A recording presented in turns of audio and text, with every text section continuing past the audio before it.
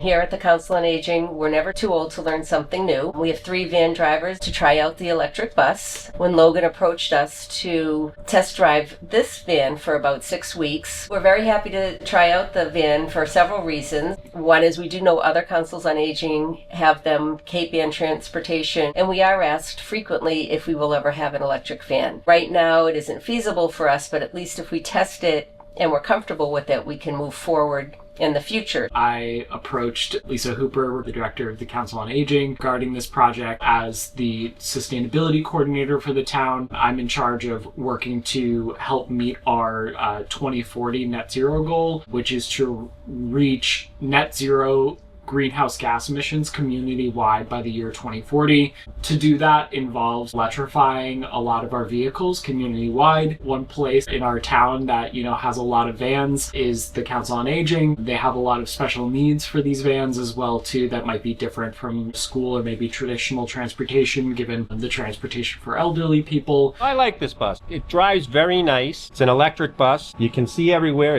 It seats 12 people. It has the low floor for the elderly to get on. It drives really smooth. It has that braking system. When you let off the gas, it starts to brake and it regenerates the battery when you do braking.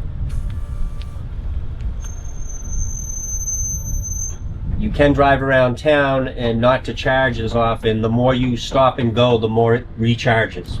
We plan to mostly stay in town with it. We also have to charge this over at Mary Alley. The cost is a lot less than fuel. I don't think many people realize that our transportation program is not funded by the town.